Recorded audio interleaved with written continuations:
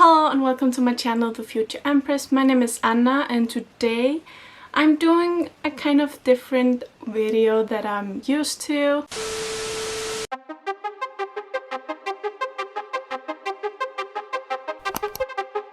So like I said, this video is gonna be a bit different from my usual videos. This is kind of an experiment towards future videos that I want to do, but I'm not sure if I can do this kind of style of video. And that is, from you probably can see from the title of videos, I'm gonna be attempting to read all the young adult fiction nominees for the Goodreads Choice Awards. So this idea is an inspiration from Books and Lala's video she did last year, where she read all the thrillers of the year. In my video, I'm gonna be ranking the books only by what I think, and then I'm gonna react to the final results. So it's the 10th of November, so that means that the semi-final round has begun. The previous round was just the opening round where you could put all your nominees in. I saw the ones that Goodreads had picked out and I made quick to order them from a library or get the audiobooks of them. So now we have the semi-final round nominees, and those are 20 in total. I'm gonna go through the list with you guys and say which books I have read, which books I won't be reading. These are all the semi-final round nominees for the young adult fiction of 2020, and two of them I've actually read. I've read The Hand on the Wall by Maureen Johnson and Yes, No, Maybe So by Becky Albertalli and Aisha Saeed. I have a lot of other books that I will have to be able to read within a month, but we will see. So when the opening round was announced, I originally went on it and looked all through the picks, and I was lucky that I owned one of the books that are nominated, and that is Clap When You Land by Elizabeth Acevedo. I was interested in this and I'm lucky that I have a copy. So out of the 20 nominees in total, I have 3 books that I won't be able to read. We have Majesty, which is the sequel to American Royals. We have One of Us Is Next, which is the sequel to One of Us Is Lying. And then There Is the Great Deserves Better. I do own the first book in this series, however I haven't read it yet, so I won't be able to pick this one up. Those are the 3 that I won't be able to read for this video. And then, like I mentioned before, 2 of those 20 nominees I've already read before, which means I'm left with 15 books I have to read within 4 weeks. So I will have to be very good with my time and just power through with the reading, but I'm hopeful. And of those 15 nominees that I haven't read yet, 7 of them are books that I have heard about before and I was originally interested in reading them. Then I have 3 books that I wasn't originally interested in, however I knew of the books. And then that leaves us with 5 books that I actually hadn't known was coming out, and I found myself looked through their Goodreads page and discovered 5 new releases of this year that I didn't know about, but I'm interested in reading. So those are all the books that I'm gonna try to read through this vlog. You can see, because of the mess behind me, I'm currently packing because I'm moving. I won't afford buying 15 new books, so that's why I have gone on all my audiobook subscriptions and looked through what they have available for me to get the audiobooks of. And then I went to my library and reserved all the books that I could. Then I was left with only 5 books that I have to buy if I want to read them. Those 5 books are Felix Ever After by Kacen Callender, Beyond the Break by Heather Bukta, This Is My America by Kim Johnson, The Henna Wars by Adiba Jagirdar. I'm gonna look out how to pronounce that author name at the end of this video. The Gravity of Us by Phil Stamper. So those are all the 5 books that I'm gonna be purchasing.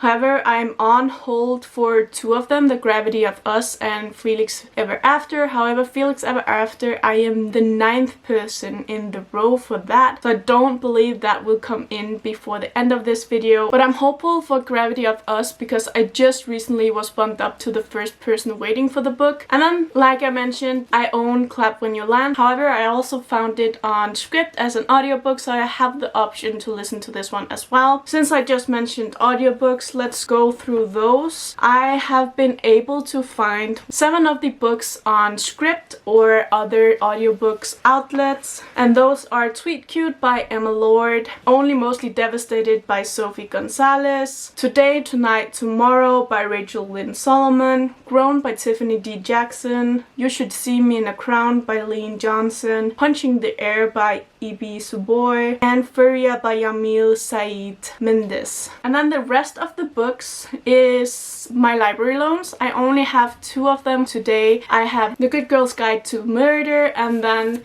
The Inheritance Games by Jennifer Lynn Barnes, and The Good Girl's Guide to Murder is by Holly Jackson. I'm gonna put you through to the next part of this video. Hello and welcome to the vlogish portion of this video. I believe that future me has done an intro explaining all the books that I'm reading for the Goodreads Choice Awards Young Adult Fiction Edition. Yesterday I began the first book, which is Grown by Tiffany Jackson, and I am about 30% into it now, so I thought I would do a little update about what I think about it so far. So like the first 20% of the book was you're not quite sure what's going on, and it is a bit uncomfortable to listen to because there's a certain relationship between an adult and a teenager, and it just feels wrong, but there's not been anything that's wrong yet of it.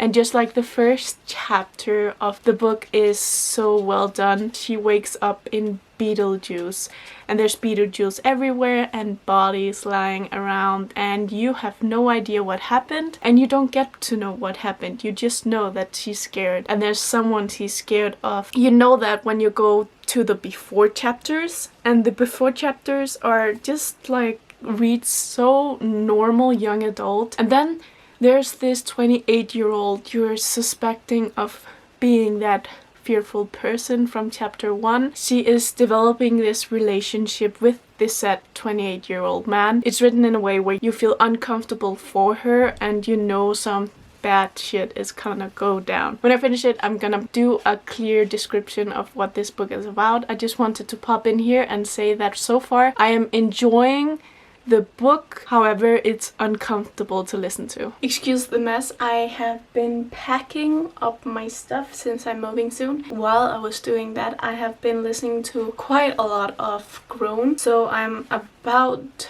70% in, which means I have a little under than 3 hours left, and I wanted to just give you an update of what I feel so far because I am feeling a lot of emotions right now. I cried, or almost cried, at 2 parts already, and we're not even at the end. I will not say that I'm liking the book because the things happening in the book I don't like, but how the book spreading awareness about the things and the themes I really like. I just feel like this is such an important story to be told. So this is about Enchanted, who gets taken advantage of by the music industry, especially by a certain famous singer and his crew, because I'm pretty sure they know what's going on. I really like how you're uncomfortable while reading it, because it just shows that the writing is so well done that you know all the things that are happening to this girl is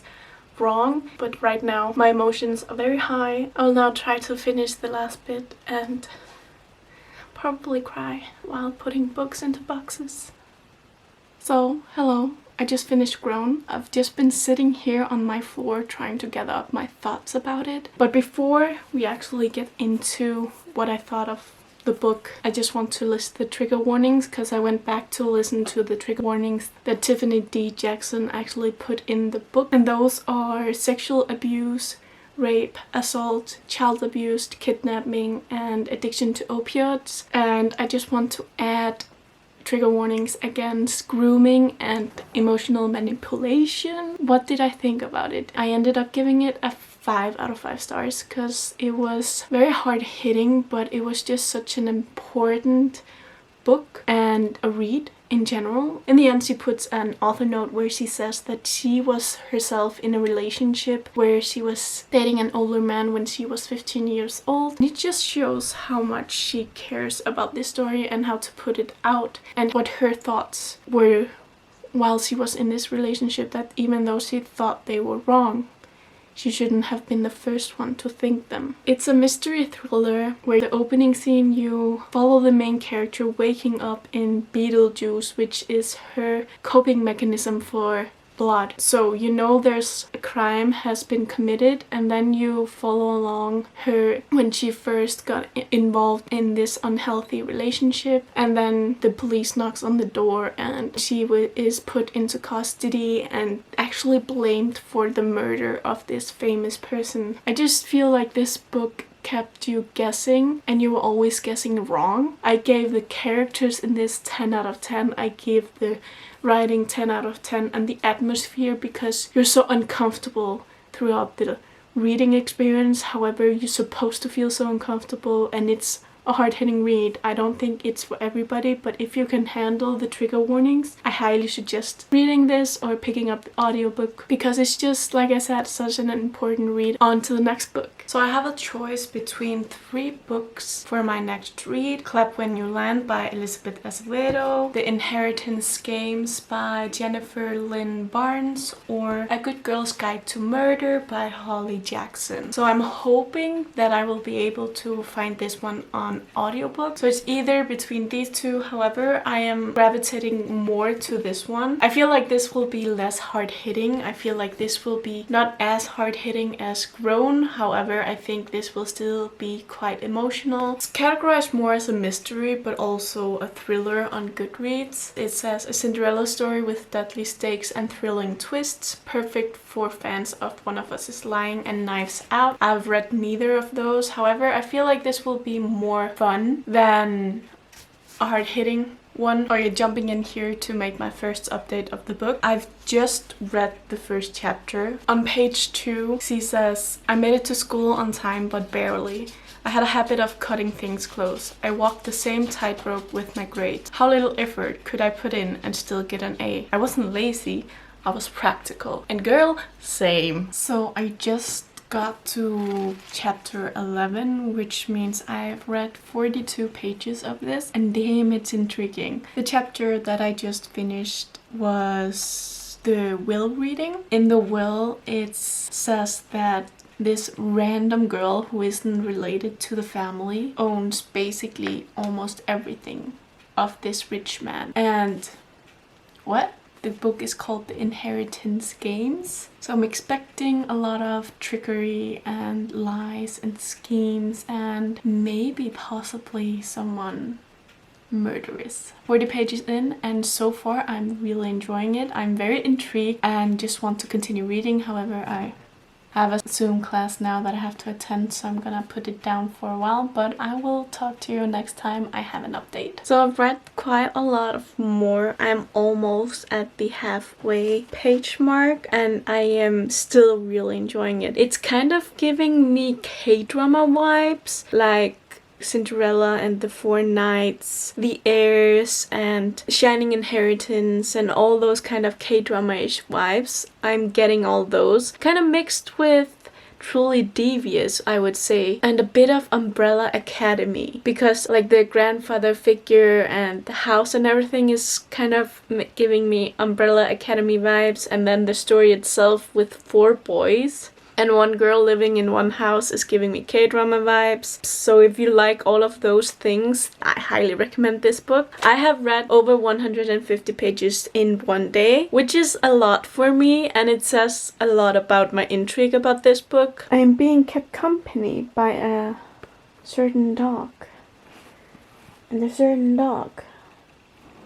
But not my dog. I finished The Inheritance Games, and oh my god, this book was so good. So I didn't really explain myself well when I was trying to explain what this book was about. It's about a girl who hasn't the best kind of life. Her mother died 2 years ago, which means she was taken in by her half-sister, and then suddenly a handsome boy, that's my best word to describe him, his name is Kacen. He appears at her school and tells her that his grandfather just recently died, and in his will he wrote her, and she has to be present for the will to be read out loud. I was not able to put this down. It was a bit predictable, the ending. That's only the predictable thing in this one. You kept being thrown these reveals in your face, and you kept going to the next mystery to solve, and there were always a next one, and therefore You kept reading and reading and reading, and you never was bored. There was always a new mystery to occupy your mind. However, the ending, like I said, it was a bit predictable, but it was a thing that you were hoping would happen. We know this is a series, so we know there's gonna be a second book at the second half of the book when the resolve and all the reveals were happening, and you begin to think about the story more clear, and you think, wait,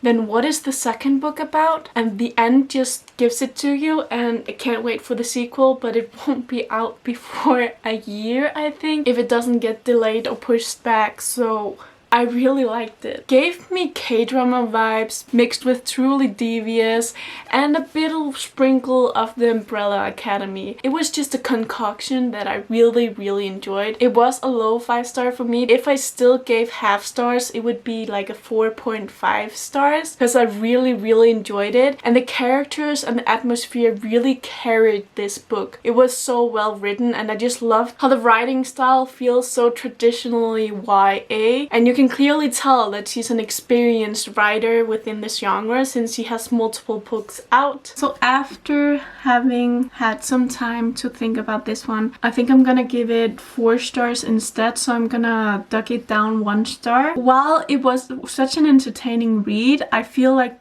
it was more entertaining than actual amazing. The main characters were very good and fleshed out. However, the side characters and a lot of the characters that's important to the story, we don't get so much about, and it's like they're just there and not very much explained, which I'm hoping the second book will explain more. So because of that, also because of one of my pet peeves in books is that the duration the book occurs in is so small. I think it's less than 2 weeks this book is set in, and she gets so attached to some of the characters so quickly, and that's one of my pet peeves. So while it was an amazing and entertaining read, it was not quite 5 stars. Like I mentioned, it was very low 5 stars initially, and I think when I feel like that, it's probably a 4 stars. So I forgot to tell you, but I started listening to You Should See Me in a Crown by Leah Johnson yesterday, and I just finished it. This is one of the ones that I originally wasn't intended on picking up because I wasn't all that interested in the plot. I had heard some booktubers talk about it, so I know what it was initially about. I just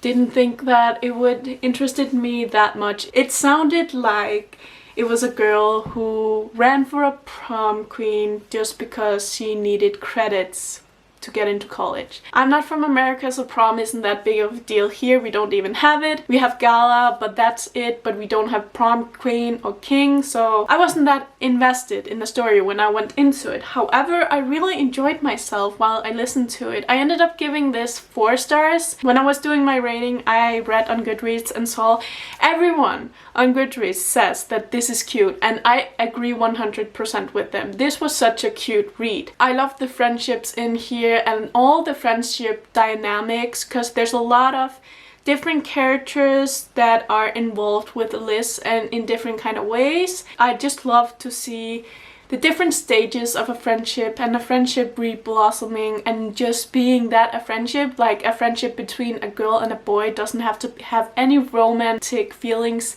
between them for it to be possible. And I also just enjoyed how Liz saw herself as queer. She didn't feel a need to put a label to it, even though she had both crushes on boys and girls. She just sees herself as queer. I just really enjoyed to see that in a book. However, I feel like the end was rushed a bit. The plot is that we have Liz, who doesn't end up getting the scholarship that she wants, so she has to figure out to get the money elsewhere. And in her town, the prom queen and king is a big thing, and you get this check for scholarship money. So she ends up applying to be part of this contest and try to win prom queen, and that is basically what the plot is about. And therefore the ending for me felt a bit rushed, because all this book is about is prom. It's the main plot. However, the actual prom is 10 seconds and then it's over. But I really enjoyed the ending, the last couple of sentences, but I just felt like there could be more. There's such a long lead up to prom, and then prom is just over in 1 second and you're like, what? Is it over already? What? But I'm really glad that I ended up reading this because of this video. I would probably not have picked this up by myself. So I started the audiobook of Punching the Air by Zoboi and Yusef Salaam, which I forgot to mention in the first clip of this video. I don't know why, but Goodreads didn't show that there were two authors. But yeah, it's also authored by Yusef Salaam. I'm only like 10% into it. It's a fairly short audiobook. It's 4 hours and 30 minutes. I don't know, this book is written in verse and I have never read a book written in verse before, so it's very interesting so far. I'm trying to still get used to the different kind of format and the different kind of telling. However, I'm surprised how the storytelling is, because even though it's written in verse, it feels like any other audiobook, to be honest. I just expected it to be more poetry, I guess. More like poetry-ish. Esque. I don't know if I'm making sense. Since I'm only 10% in, I'm not sure what's going on still. I just know that it's about a boy who is in a court hearing about a thing he is not guilty of, I believe. So I finished Punching the Air by Zoboi and Yusef Salaam. I don't know why, but I didn't realize that Yusef Salaam was one of the exonerated 5. The ones that were incarcerated for the Central Park jogger case. These are the 5 people that the When They See Us documentary series on Netflix was about.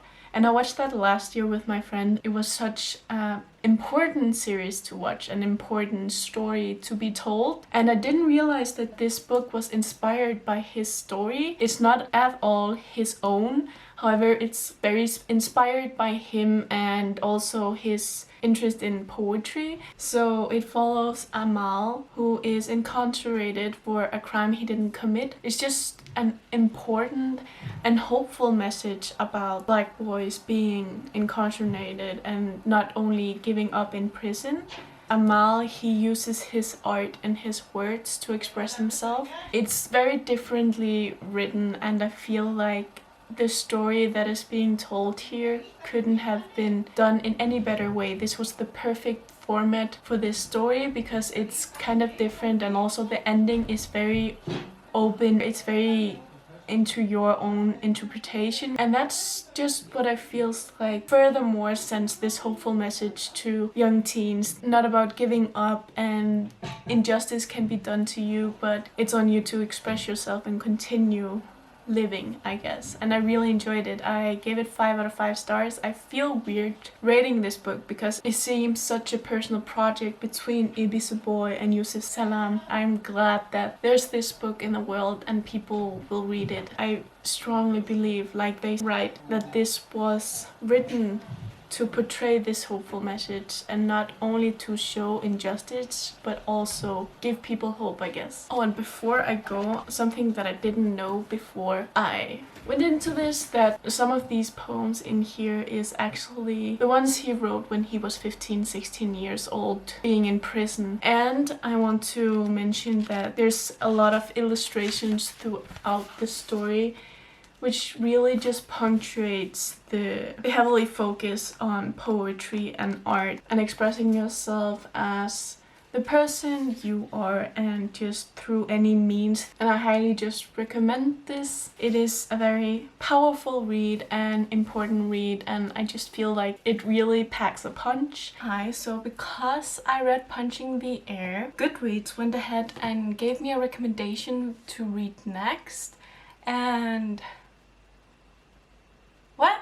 Just to update on my reading, I picked up A Good Girl's Guide to Murder by Holly Jackson this morning. I'm only 20 pages in. However, I wanted to update because there's a part in this book where she's talking about her family and that she has a stepfather and a half-brother. However, she doesn't like the technical terms because even though it's technically half stepbrother and technically stepfather. It doesn't matter to her because she loves them and that's all that matters. So for her, she just sees them as her little brother and her father. And I just found that very beautiful and relatable because I have a stepfather too, and I don't like using the word stepfather, but I don't know what else to call him. I was a bit older in the sense that it would be weird to begin calling him dad when I have a living dad. I just feel like I got another dad. And in Danish we have the word bonusfar, which I love much more than stepdad. But can you say bonus father in English? I don't believe you can. It's such a more nicer word and it explains exactly what it is, because I feel like I got an additional father figure in my life. But that's just like in the second chapter of A Good Girl's Guide to Murder, so I already like the main character. She reminds me a lot about how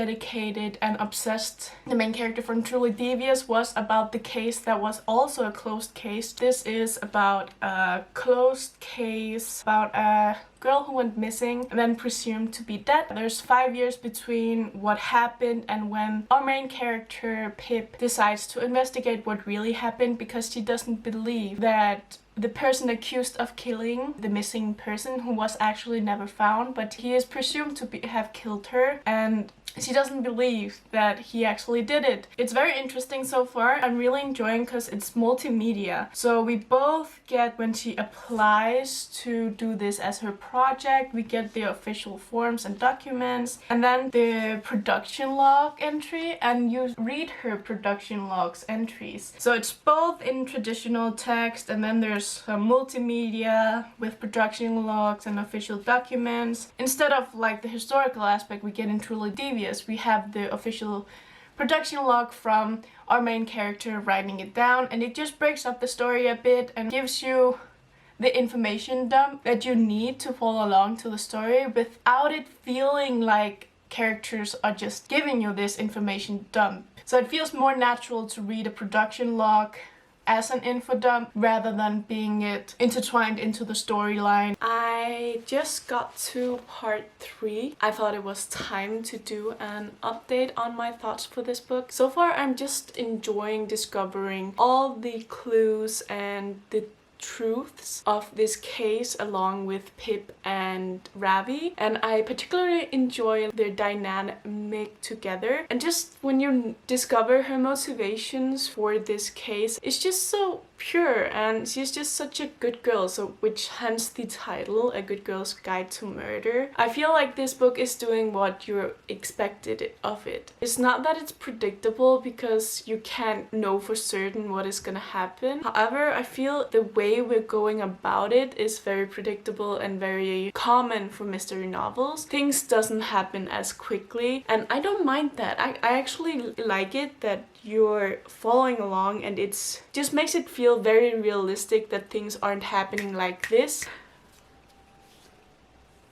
I don't know why I'm crying over this. So I just finished A Good Girl's Guide to Murder, and I don't know. I have a bit of contradicting feelings about it, because there's a lot of things that I like about this book, and there's some bits in the end where I'm a bit, yeah, I felt like some of the killer's reasoning, motivations for doing the actual crime was a bit off. It felt like it was just a bit out of the blue, and I couldn't really understand why the person did it. It's more like you can't believe that the person actually has done it. The person confesses and tells you what happened and why they did it. However, it's like there's no feeling behind it. You can't really get behind the actual reasoning and motivation. And also just Pip's lack of ethics. Investigating this case, in real life this would not be okay, but it does make a very interesting and enjoyable read. However, there's some boundaries she crosses that are not okay, and just don't do this at home, kids. Please don't. And then there's also just Pip's general recklessness and her urge to do everything alone and just put herself in danger again and again, because she has Ravi and she has this supportive family, but she doesn't tell anyone anything and she does everything by herself. That's one of the main things that pulled this from a 5-star to a 4-star, because the logic in this book is way off. It was a very enjoyable read, and that brings it up, as well as the atmosphere and how the book is written is very, very good. It's just like the logic is off and the characters are a bit lacking too, but it's a solid debut novel from Holly Jackson. But I am a bit confused why this is up for the Goodreads Choice Awards, since it technically was published last year in the UK. Hello, hi, I am in my new apartment, but that's not why we're here. I am here to bring you a reading update. So I began and finished Only Mostly Devastated by Sophie Gonzales today while I was just unpacking and stuff. I did not know this book was gay. How did I not know it was gay? The concept didn't interest me that much because I thought it was just another straight story inspired by Grease. However, it's not. It's a gay boy having a summer romance, and I'm coming back to discover that the boy he had this summer romance with is a closeted bisexual, or maybe bisexual. Things aren't as he was when they had the summer romance. It was so cute. It was very good. It was surprisingly good. I don't know what's up with me. I really shouldn't judge books without even knowing anything about them. This was one of the books that I actually knew about. I had heard some people reading it and rating it and talking about it on BookTube and Goodreads. However, I don't think I ever listened to what it was actually about further than another Grease inspired story. So I didn't think it would bring anything new to the table or anything. However, it does, because now we have a queer story that is like Grease, with all the cliches and with all the just fun stuff we get from straight TV and literature. We also have the queer version of that, and that is so important to have. I'm really glad I'm doing this video because I'm reading so many books that I wouldn't have picked up. I ended up giving it the 4 stars because I really like the concept and everything, but the execution for me felt a bit off because it's about this summer romance. And for you to actually feel the romance between the two main characters and actually see the chemistry between them, the author chooses to put flashbacks, chapters of their romance in the summer. When you're in the present, you don't get that much romance between the main characters, so you actually don't feel that much in the present, and I felt it a bit lacking. I just needed a little bit more of that so the romance was more believable. However, I still really enjoyed the characters, and especially Will's character. There's a lot of things that he goes through and a lot of mistakes he makes, and also the main character as well. He also makes some mistakes that he doesn't realize he's actually making until later in the book. And I just really enjoy like the character development that is shown in this book, especially with the character Laura. She's my favorite character here. She is bisexual, and I just love the bisexual rep in this book. It was so good. It's marketed as Simon versus the Homo sapiens agenda, meet Clueless, inspired by Grease. And the inspiration by Grease is solely the summer romance part and like the boy changing his character after they meet again in school. And after that, it just goes off on its own. If you're gonna market the book like that, I feel like you should have drawn a bit more inspiration from Grease. But yeah, so I gave it 4 out of 5 stars. It was very good. However, it could have been better. So the final round for the Goodreads Choice Awards has just been announced. So I'm gonna go and check what are the final nominees. Okay, I can deal with that. There are 10 finalists. So let me just take it from the top. First one is One of Us is Next, which is the sequel to One of Us is Lying. This one I won't be unfortunately reading because it's a sequel and I haven't read the first book. The next book is The Hand on the Wall, which I've already read, by Maureen Johnson. And then we have Tweet Cute by Emma Lord. I have this one on audiobook. I haven't read it yet. Then the next book is A Good Girl's Guide to Murder by Holly Jackson. I am currently reading this one. And then Clap When You Land by Elizabeth Acevedo. I have this physically. And then there's Majesty, which is the sequels to American Royals. I haven't read the first book, so I won't be able to read the second book. Then we have The Gravity of Us by Phil Stamber. Then we have You Should See Me in a Crown by Leah Johnson. I already read this one as previously showed. And then Felix Ever After by Kacen Callender. I ordered this one, so it's on its way to me. And then The Inheritance Games by Jennifer Lynn Barnes, which I already talked about. So I have 5 books to finish until, isn't the 8th of December, right? I really think it's amazing how diverse the Goodreads Choices finalists are considering later years. So beautiful to see. However, there's some of the semi-finalists that I feel like were a lot more diverse, and I can see now that the more hype books is on here while the others weren't as much talked about, especially since Grown isn't on here, and I loved Grown. It's probably my favorite book of the books that I read so far. So the fact that it's not in the final round kind of is weird. I know a lot of people actually loved that book as well. That was the book that I voted for in the semi-round. Now we know the finalists, and now I know which books to prioritize. Let's just continue this video. So it's later in the day, and I just want to come on here and update a bit of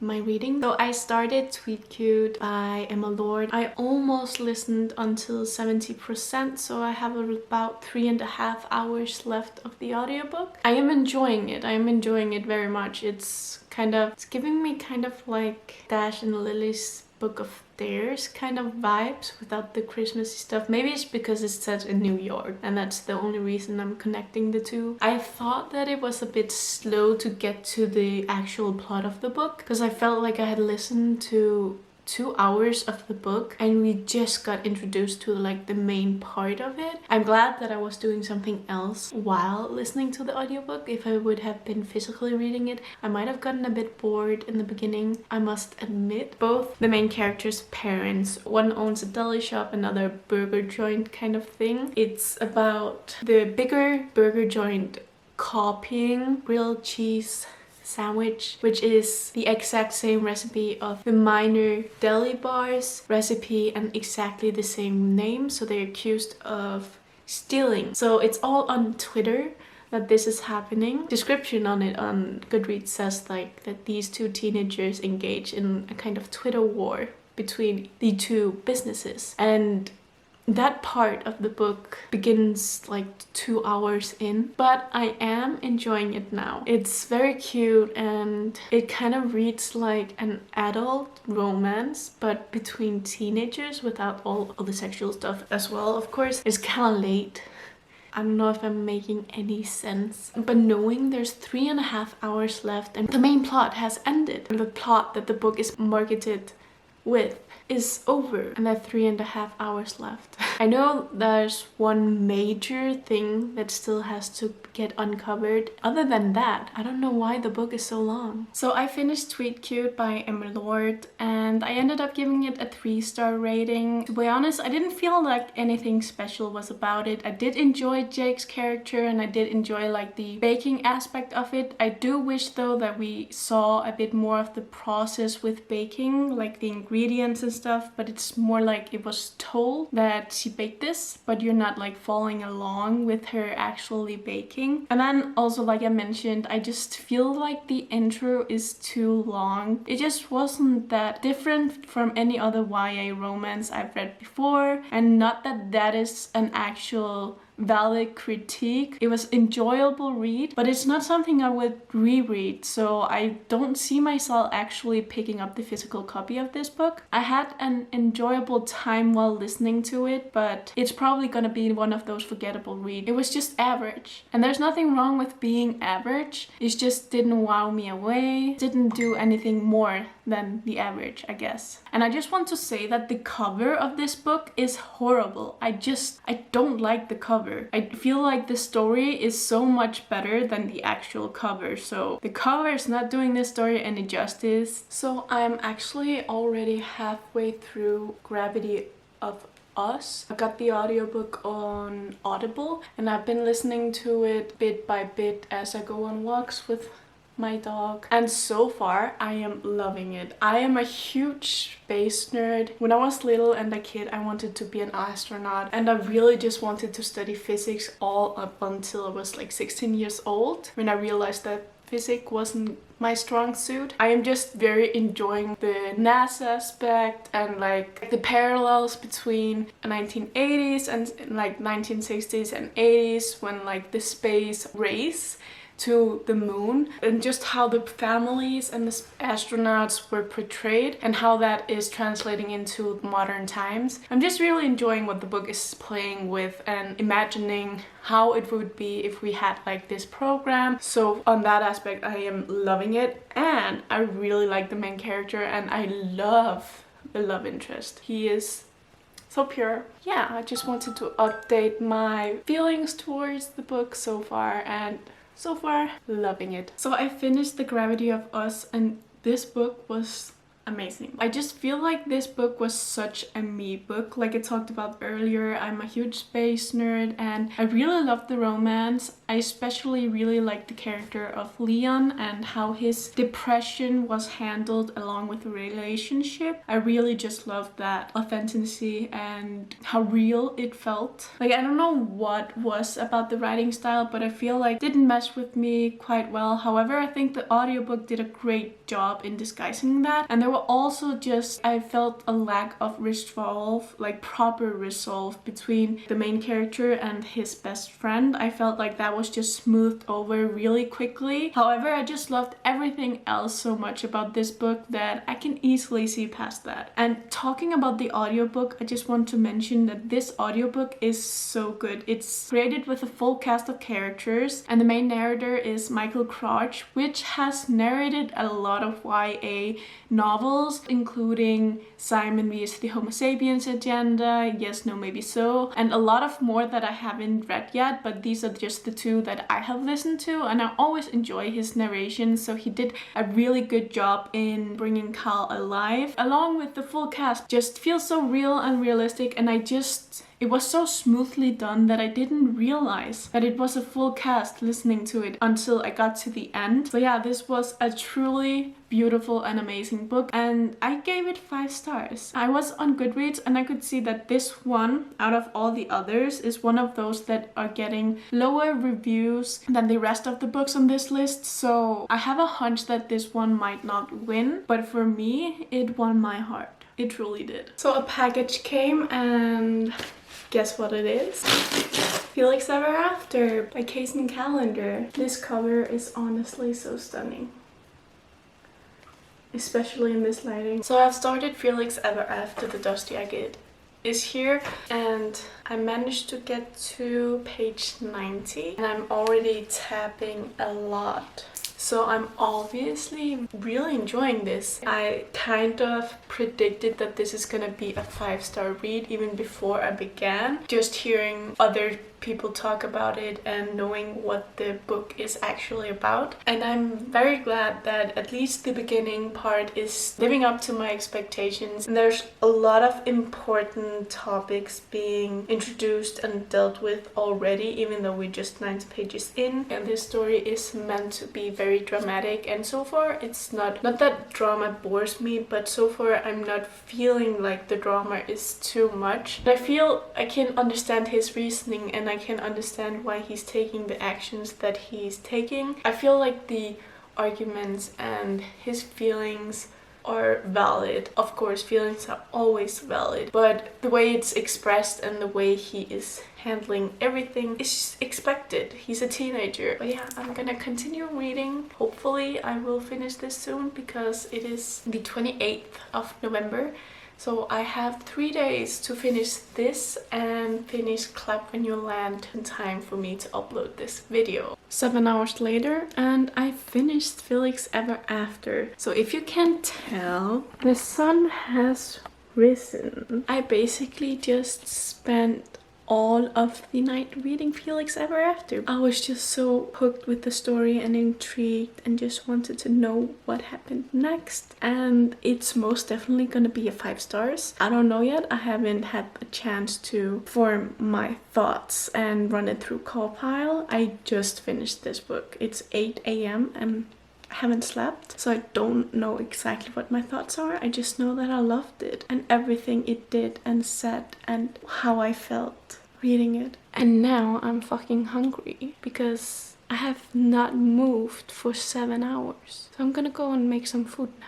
Because technically it's morning, who needs sleep? Okay, so I am back. I have gotten something to eat and then I will try to sum up all of my thoughts of this book. So first of all, I just want to mention how beautifully stunning and important this cover is for transgender people, especially because you can almost see his top surgery scars, and I just feel like that is just such an important thing to show and normalize. This is set in New York City, where it's described as being very open towards all kinds of gender and sexualities, and then they mention that even if you go a little bit outside of the city, it will get a bit more conservative. So just really like that brief mention to reality. I feel like just in general, like YA contemporaries have a tendency to romanticize the queer world and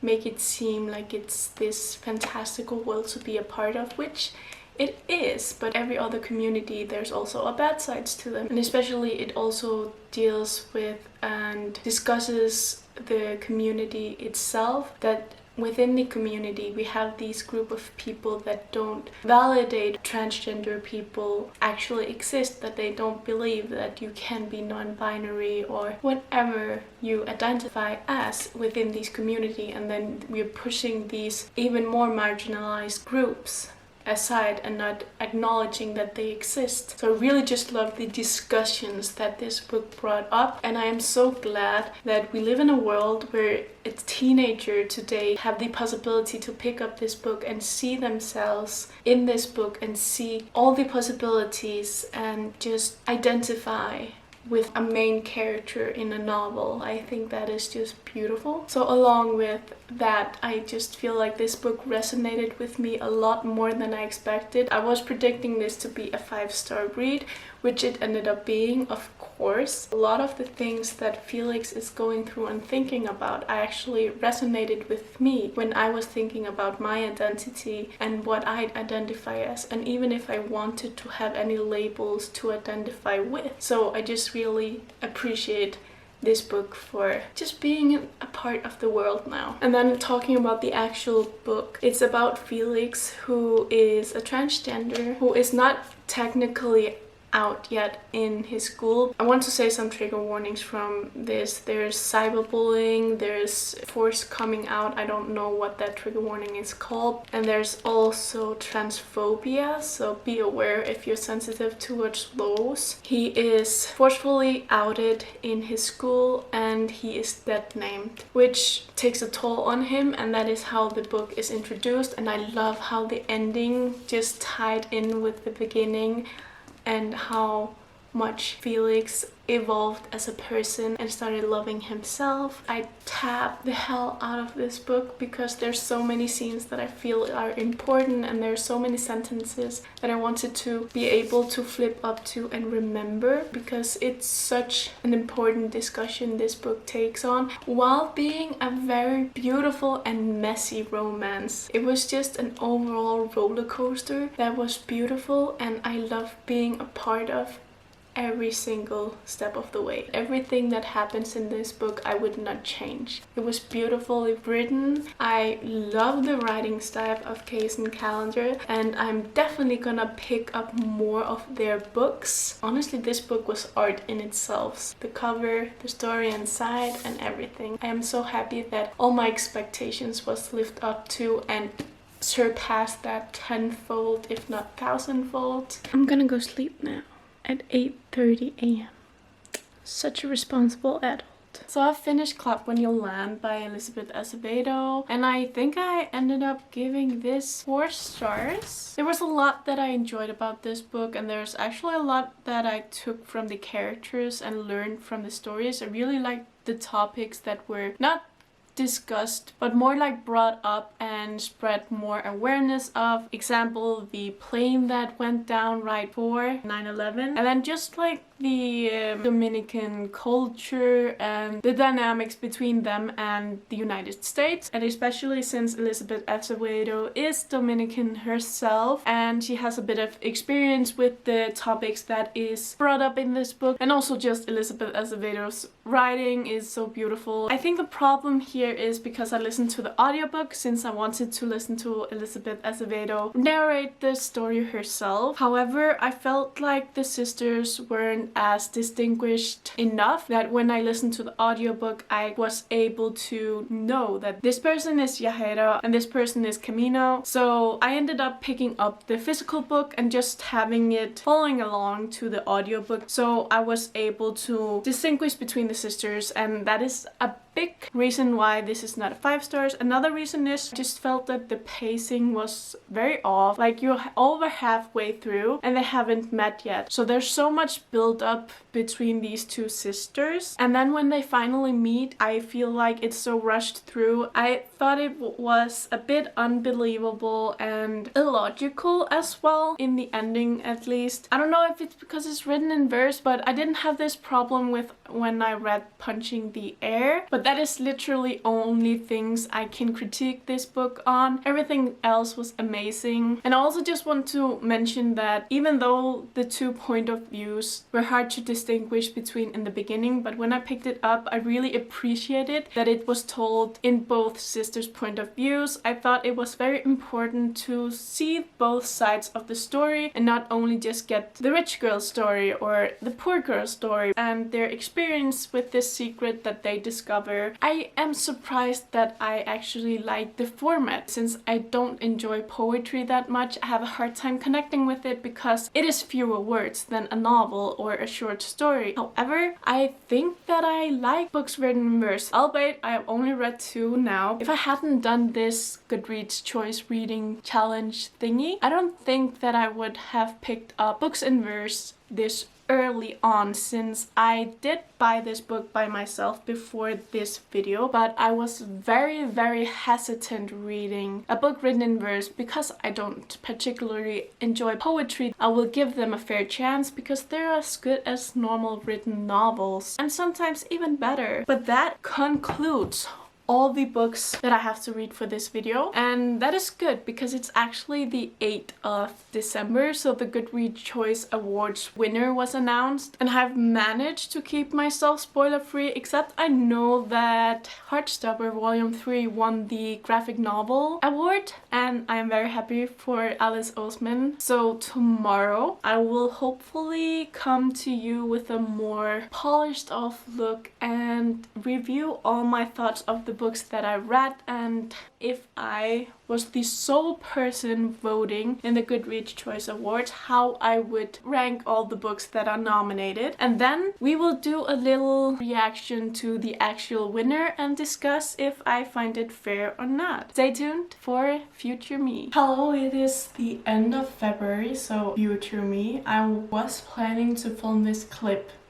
like in December, but then exams, and then I went to Iceland. So a lot of things just happened in between, so I wasn't able to film this, but I'm here now to wrap up all my thoughts and my ranking system, and then we're gonna watch who actually won. I have a hint who won because it's literally almost 3 months ago. However, I haven't actually spoiled myself, but I'm pretty sure I know which book won. So I'm gonna talk about them from my lowest rating to my highest, and the one that I thought should win. So at the bottom is actually 2 books that I haven't read. It's the One of Us is Next and the Majesty, because these 2 are sequels, so I wasn't able to read the book since I hadn't read the first book in the series. I'm just gonna put them in the lowest category. However, keep in mind, it's not because they are bad, it's just because I haven't read the book, so I can't be ranking them properly. So in the third to last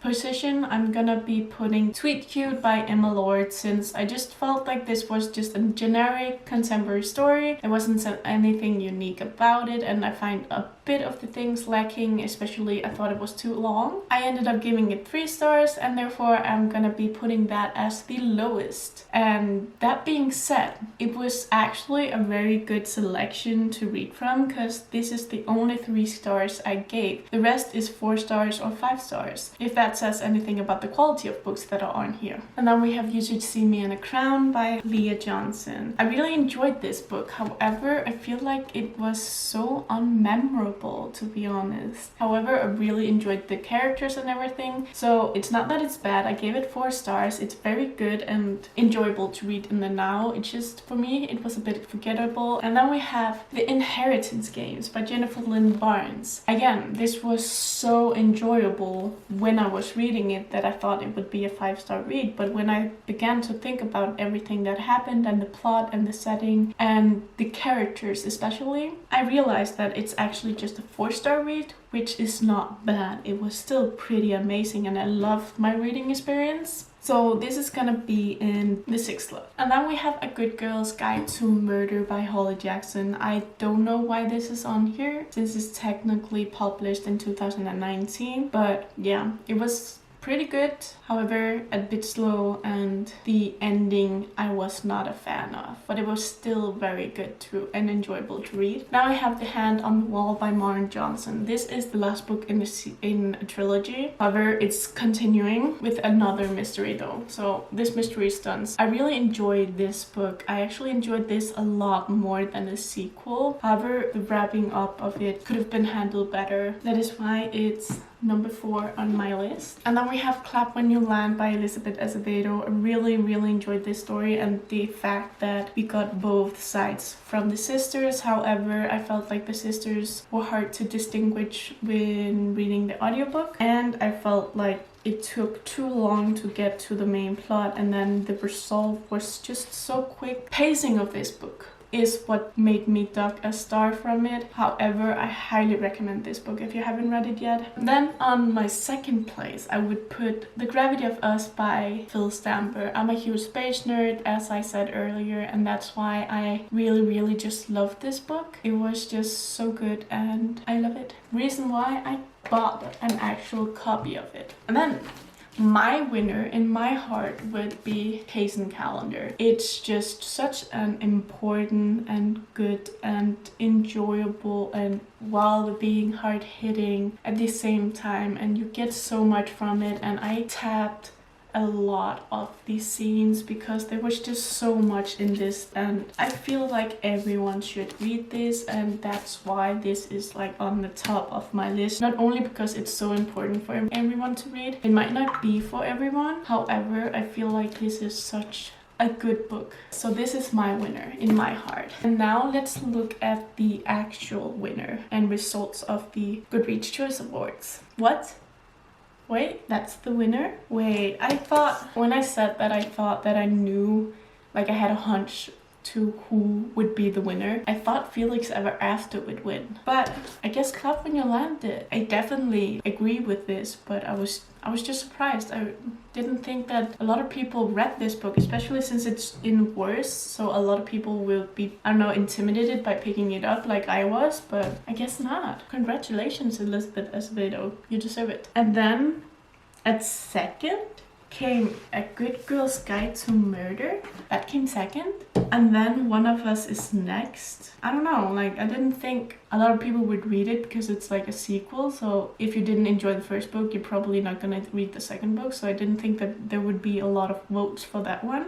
And then we have Felix Ever After, of course. So it's an important book. Should have been 1st though, or 2nd at least. Then You Should See Me in a Crown, The Inheritance Games, Hand on the Wall, Majesty. Sweet Cute is low on this list, which I agree with. but the gravity of us should not be this low. Then Grown. Like, I don't understand how Grown didn't end up being in the finalists round, because that is probably, don't know if it would beat this one, but it would be a close defeat, along with Punching the Air. I ended up buying my own copy of this. I also bought my own copy of Grown, however, it's at my friend's place. Since I've been on Iceland, I wasn't able to pick the book up by myself. And yes, no, maybe so. The Henna Wars, Only Mostly Devastated, Punching the Air. But yeah, I guess these didn't actually go further into the round. But yeah, there we have it. Papua New Land by Elizabeth Acevedo won the Goodreads Choice Awards for Young Adult Fiction. It's well deserved. If you get anything from this video, if you even come this far in the video, if you haven't read